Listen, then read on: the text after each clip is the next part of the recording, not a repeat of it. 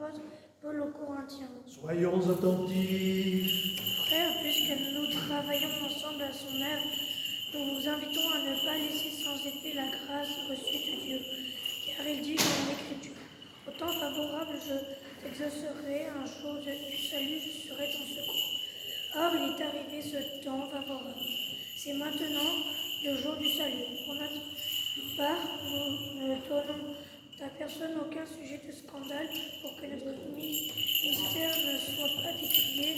Au contraire, en toutes circonstances, nous nous présentons comme des ministres de Dieu avec une grande patience dans les tribulations, les angoisses, les difficultés, sous les coups de prison au milieu des tumultes, des fatigues, en veillant, au jeûnant, faisant preuve d'intégrité, de sagesse, de patience, de bonté, en esprit de sainteté, avec une charité sans feinte, annonçant la parole de vérité avec la puissance de Dieu, utilisant pour attaquer ou nous défendre les armes d'une vie juste, passant tour à tour pour les honneurs et l'ignominie, par la mauvaise et la bonne réputation tenue pour imposteurs, malgré notre sincérité traitée et inconnue, malgré l'autorité, un gibier de la mort, et nous voilà vivants. On châtie, mais sans nous mettre à mort, et nous afflige, et nous sommes toujours dans la joie. Fais de nous des indigents, nous qui faisons tant de riches, de gens qui n'ont rien, nous qui possédons tout. Frères, telle est précisément la bonté qu'il nous fallait, sainte, innocent, immaculé, séparé désormais des pécheurs, élevés plus haut que les cieux, et pontifie qui n'ait pas besoin, comme les grands prêtres, d'offrir chaque jour des sacrifices, d'abord pour ses propres péchés, ensuite pour ceux du peuple, car cela il l'a fait une fois pour toutes lorsqu'en sacrifice lui-même il s'est offert. La loi de Moïse établit comme grand prêtre des hommes sujets à la faible, mais le serment de Dieu prononcé après la loi établit comme un grand prêtre le Fils, parvenu pour l'éternité et la perfection de ce qui vient d'être dit, la pointe capitale est celui-ci. Nous avons un pontife de telle nature qu'il est assis à la droite du trône de la majesté divine dans le ciel, et là il a accompli son ministère non plus dans la tabernacle dressé par les hommes, mais dans le sanctuaire véritable écrit par le Seigneur.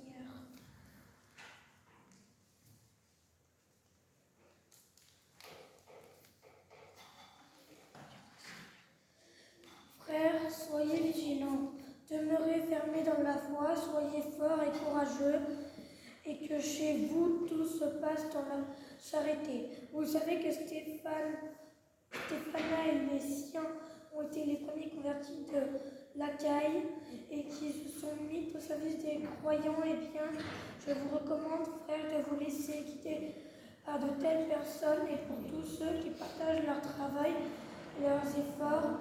Je suis heureux de la visite de Stéphana, de Fortunate et d'Achaïus, qui ont suppléé à votre absence, et ils ont en effet tranquillisé mon esprit et la vôtre. Sachez donc apprécier des hommes de cette qualité. Les églises d'Asie vous saluent. Aquila et Priscille vous envoient bien de salut dans le Seigneur, ainsi que l'assemblée qui se réunit.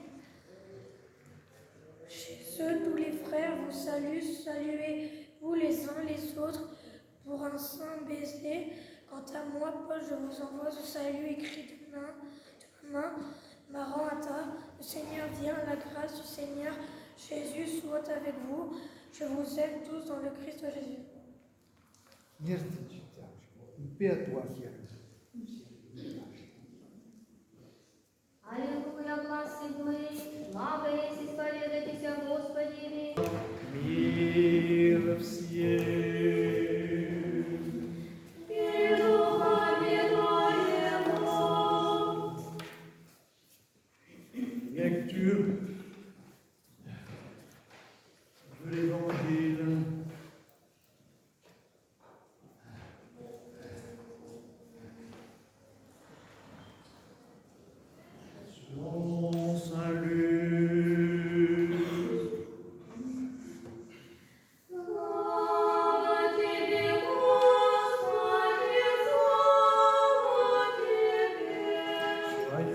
attentifs.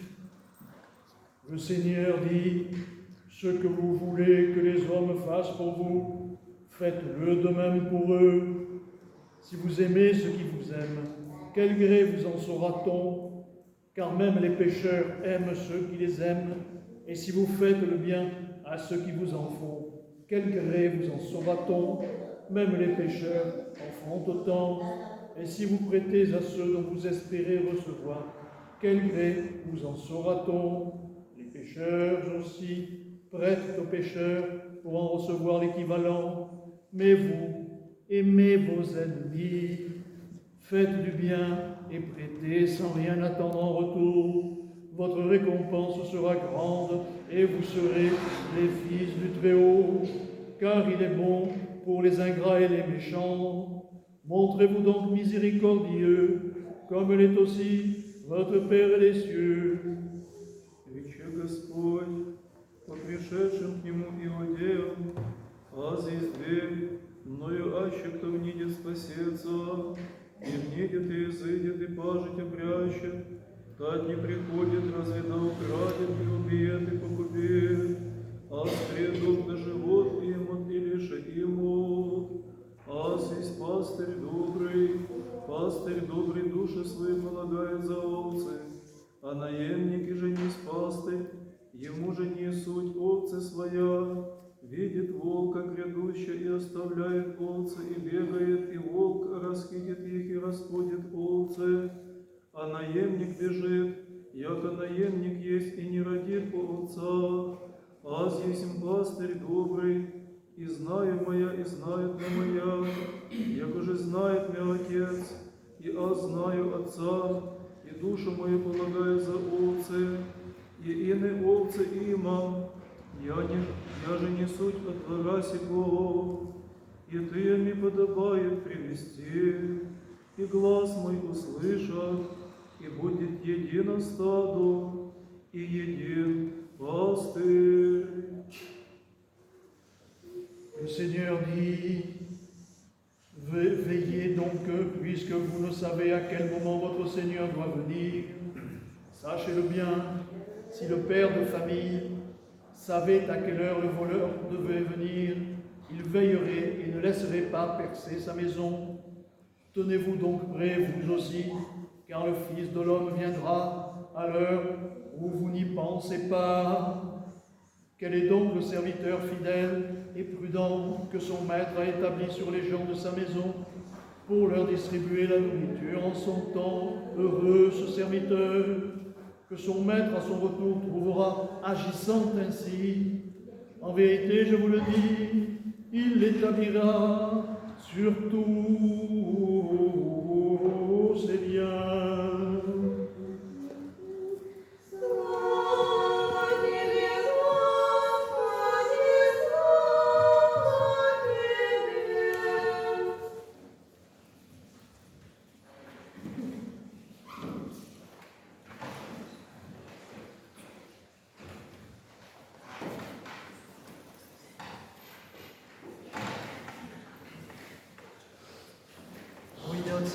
Au nom du Père, du Fils et du Saint-Esprit.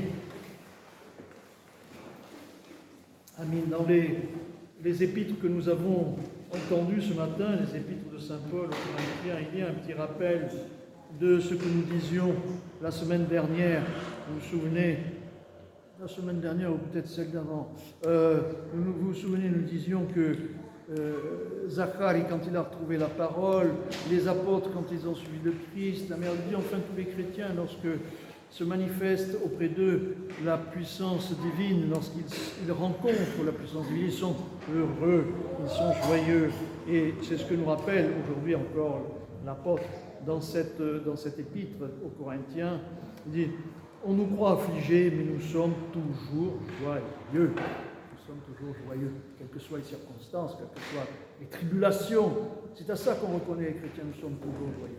Alors, pour que personne ne soit dans la tristesse, Saint Paul nous rappelle que notre devoir, notre premier devoir de chrétien, c'est de ne jamais causer la chute de notre frère. Il ne faut jamais vexer quelqu'un, il ne faut jamais provoquer la chute de notre frère.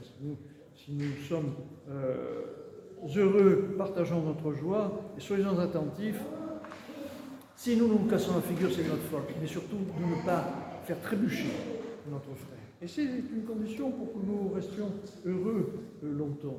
Et à cette épître répond aussi celle de l'évangile, correspond à l'évangile de ce jour,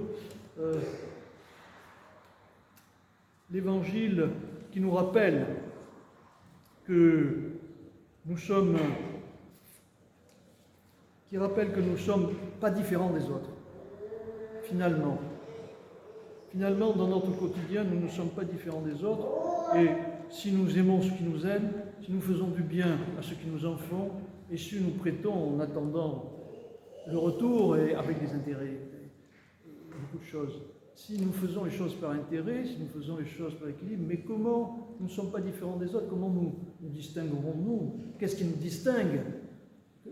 Saint Paul, l'Évangile le rappelle, les barbares entre eux s'aiment, les barbares entre eux se prêtent, se font du bien entre eux.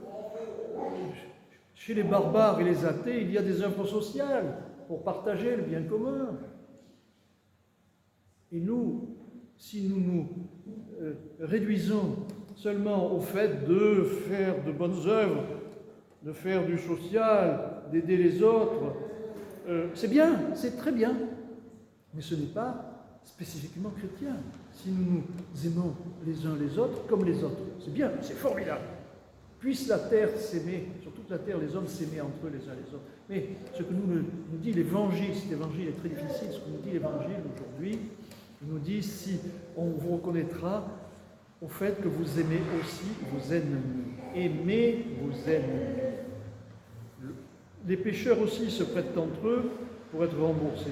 Vous, au contraire, aimez vos ennemis et faites-leur du bien et prêtez sans espoir de retour. C'est vachement difficile, je ne le dis pas. C'est très très difficile aujourd'hui. Parce que la société, les médias, l'environnement n'a cesse que de nous dresser les uns contre les autres, n'a cesse que de dresser les nations les unes contre les autres, les peuples les uns contre les autres. Au lieu de dire, là, il y a un mauvais chef, on dit, là, le peuple est mauvais, le peuple est mauvais. Et on dresse les peuples les uns contre les autres. Ça ne veut rien dire. Et on dresse les gens les uns contre les autres. Au sein d'un même pays, d'une même nation, il y a les blancs, il y a les rouges, il y a les bleus, les uns contre les autres. Et par clan, par famille, vous voyez, vous assistez en ce moment à une extrême fragmentation des groupes et des gens. Et même des gens entre eux, dans leur immeuble.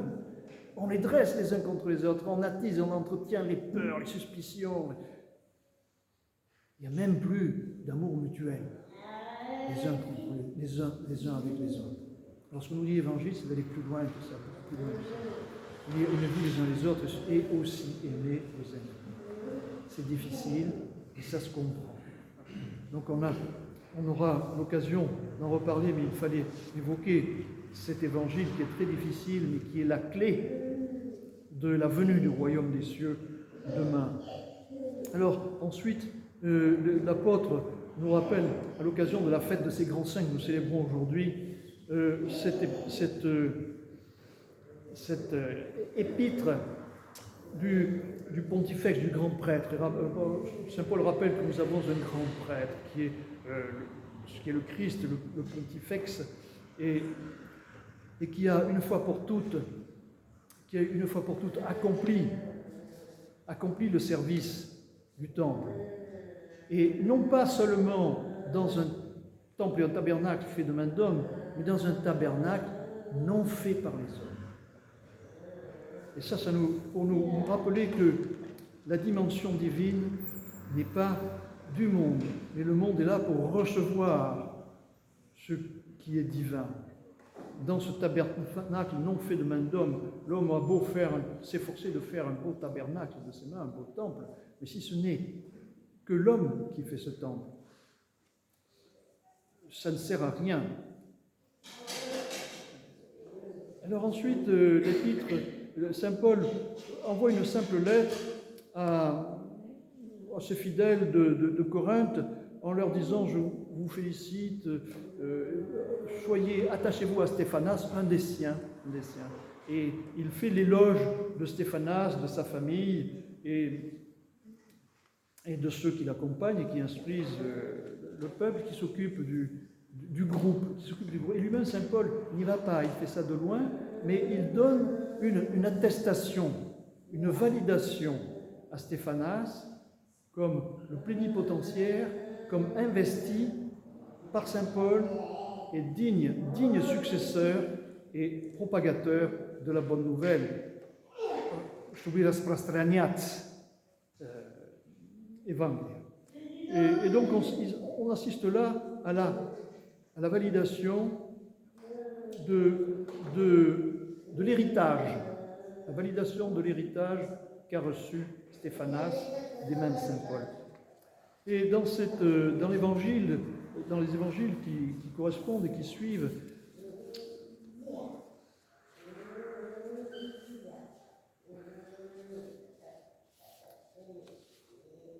l'évangile de Jean. L'évangile de Jean, c'est l'évangile du bon pasteur. Mais d'abord, le bon pasteur, c'est-à-dire le Christ, dit « Je suis le bon berger ». Il fait une analogie, une métaphore entre le bon berger qui donne sa vie pour ses brebis et le mercenaire qui, dès que le loup arrive, s'en va et plante là tout le monde et prend la fuite. Mais d'abord, au début de l'évangile, le Christ dit « C'est moi qui suis la porte ». Alors dans cet évangile, il y a deux présentations du Christ. Il se présente d'abord comme la porte. Je suis la porte, celui qui entre par moi sera sauvé. Et juste un peu plus bas, il fait une autre présentation, il dit « Je suis le bon pasteur, je suis le bon berger ». Alors quel rapport entre la porte et le berger? Pourquoi ces deux présentations, ces deux paraboles, ces deux symboles sont-ils dans le même évangile? Quel rapport entre une porte et un berger? Eh bien, il y a certainement la nature du passage. C'est la nature du passage. C'est le lien entre ces deux, dans toutes ces lectures, c'est le lien c'est la transmission. C'est la transmission de quelque chose qui est reçu, et entre la porte et le berger, c'est le symbole du passage. C'est pour ça que la porte dans les églises, en particulier en Occident, est tellement développée. Vous voyez, une des plus belles parties des édifices, des cathédrales, ce sont leurs portails et leurs tympans. Alors pourquoi est-ce qu'on a mis autant d'énergie dans cette partie de l'édifice, alors que souvent l'intérieur est plus réduit, et ça paraît surprenant au début, et puis après on n'y fait même plus attention parce qu'on s'émerveille devant la prouesse et la beauté de la chose, mais on en oublie la signification. Pourquoi est-ce qu'on a mis tant d'énergie, tant de beauté dans cette partie de l'édifice? Je suis la porte. Parce que c'est la notion de passage. Parce que c'est la notion de passage, et c'est le passage de la mort à la vie. C'est le passage que certains appellent l'initiation, ceux qui sont initiés, ceux qui ont été initiés par Saint Paul et qui le suivent, ceux qui sont initiés par le baptême et qui suivent le Christ. C'est le passage de l'extérieur à l'intérieur. Ne nous y trompons pas, c'est un passage d'intériorité, c'est un passage de l'extérieur vers l'intérieur. Et quel rapport avec le berger? Parce que le berger, il le dit plus bas, je connais mes brebis me connaissent, et je donne ma vie pour mes brebis. Alors il y a une interprétation un peu superficielle qu'on a l'habitude de suivre en Occident. Je donne ma vie pour les brebis, donc hop, je fais couler mon sang. C'est un peu Saint-Sulpicien et sanguinolent les représentations qu'on a en Occident de cette parole qui correspond à une mauvaise interprétation. Il y a cette fameuse figure souvent rapportée du pélican aussi, du pélican qui ouvre, on voit souvent des représentations au-dessus des autels ou dans les sculptures d'un pélican qui s'ouvre avec son bec, son cœur, d'où coule le sang qui réchauffe et qui abreuve, qui alimente ses petits en dessous. Quand je donne mon sang pour mes brebis, mais c'est une mésinterprétation. C'est une mésinterprétation parce que ce que le Christ veut dire, c'est pas quelque chose de sanguinolent, de Saint-Sulpicien, un peu sentimental, émotionnel. Non, il donne sa vie, c'est-à-dire la vie qu'il a reçue du Père, la vie qu'il est lui-même. Il la donne à ceux qui sont baptisés, il la donne aux siens. Il donne la vie, il les fait vivre. Il n'y a pas une question de sacrifice, comment, à l'occidental, de sacrifice, d'immolation, comme quoi il faudrait que quelqu'un meure pour que quelqu'un vive. Il donne sa vie de son vivant, il donne sa vie. Par la vie, il donne la vie. C'est cela que ça veut dire. Je donne ma vie pour mes brebis, ça veut dire que par moi, ils ont la vie. Et comment? Parce qu'ils m'écoutent. Les brebis écoutent ma voix, connaissent ma voix et me suivent. Ils donnent la vie comment? Par le Verbe. Les brebis entendent ma voix et me suivent. Les brebis connaissent ma voix et me suivent. Donc ils donnent la vie non pas en acceptant d'être sacrifiés sur un autel sanguinolent, c'est ténébreux ce genre de représentation, mais par la vie, par le Verbe. Ils donnent la vie par le Verbe. Vous vous apercevez, peut-être n'avez-vous pas fait attention, dans le rituel du baptême, il y a un moment où le prêtre souffle sur le cœur du baptisé qui est en train de baptiser pendant le rituel du baptême. Et à un autre moment, le prêtre souffle sur les eaux pour faire descendre par le souffle la vie dans le cœur de l'impétrant, pour faire descendre par le souffle la vie sur les eaux qui vont devenir les eaux du Jourdain. Je donne ma vie pour mes brebis, c'est ça que ça veut dire. Ça veut dire transmettre la vie spirituelle. Alors, l'Évangile nous dit, attention, le dernier Évangile nous dit de nous tenir en éveil, car vous ne savez pas à quel moment le Seigneur viendra à votre rencontre. Et tenez-vous en éveil et tenez-vous actifs. Il dit, ne laissez pas dormir le potentiel qui vous a été transmis. Encore cette notion de transmission. Saint Paul transmet quelque chose à ses disciples qui eux-mêmes vont le transmettre et eux-mêmes vont encore le transmettre. Et chacun de nous devons transmettre, chacun de nous avons une fonction à accomplir dans le projet de Dieu. Eh bien c'est cela, nous ne devons pas nous endormir et accomplir cette fonction, et non pas nous endormir, c'est bon, j'ai reçu le baptême, j'ai reçu la confirmation, j'ai reçu les grâces, bon, je peux vaquer à mes occupations, comme ça je suis prêt quand il viendra. Non, c'est pas comme ça. C'est pas comme ça. L'Évangile nous dit, vous devez être actifs. Heureux ce serviteur que le maître, à son retour, trouvera en train d'agir comme il lui a été demandé. Actif, nous devons faire fructifier ce que nous avons reçu. Pour cela, il faut rester éveillé. Alors on se souvient de la parabole des talents, mais là, l'Évangile nous dit rester éveillé, c'est comme la parabole des 10 vierges folles et des 10 vierges sages qui attendent le Seigneur. Et qui attendent parce que nul ne sait à quelle heure. Mais elles restent éveillées et elles ont prévu suffisamment de provisions pour le faire. Donc il faut se tenir en éveil. En éveil, et c'est là que l'on reconnaîtra, en étant en éveil, que l'Esprit est vivant en nous. Parce que comment est-ce que l'Esprit peut être vivant dans un homme? Eh bien, il suffit que cet homme-là, homme et femme, человек, en russe on a l'avantage de voir le bon, человек. Cet homme-là a fait l'effort de rechercher la divinité, rechercher l'esprit, et l'esprit est venu en lui. Alors, l'effort, il suffit de dire oui. L'effort suffisant et minimum, c'est de dire oui, je veux bien, Seigneur. Et ensuite, l'esprit fait tout le reste en nous. Et c'est à cela que c'est comme ça qu'en laissant l'esprit travailler en nous. Parce que lorsque l'homme baptisé est plein de l'Esprit Saint, il est éveillé, il reste éveillé. Parce que, par définition, l'esprit ne dort pas. Qu'est-ce que c'est de l'esprit? Je vous pose la question, qu'est-ce que c'est de l'esprit? L'esprit, c'est la troisième personne, c'est une des trois personnes.